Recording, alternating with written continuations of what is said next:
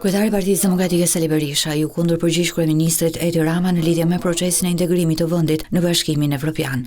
Përballë deklaratave të kryeministrit Rama, Berisha vendosi raportin e Komitetit Jashtëm Parlamentit Evropian, duke deklaruar se ky dokument tregon pengesat reale në rrugën e integrimit.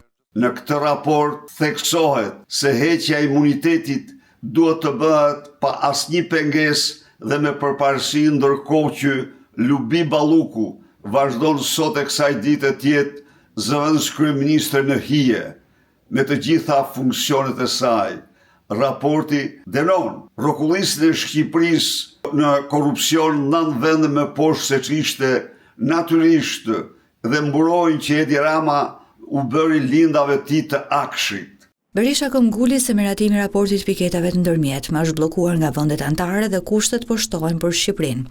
Ai nuk shqiptoi një fjalë të vetme për raportin Ibar dhe Coelho që ka po e shqyrton atë raport shumë herë para dakord për variantin përfundimtar të tij, por duke shtuar gjithnjë më shumë kushte dhe kërkesa nga vendet anëtare prej Shqipërisë që prej 5 muajsh gjerë sot.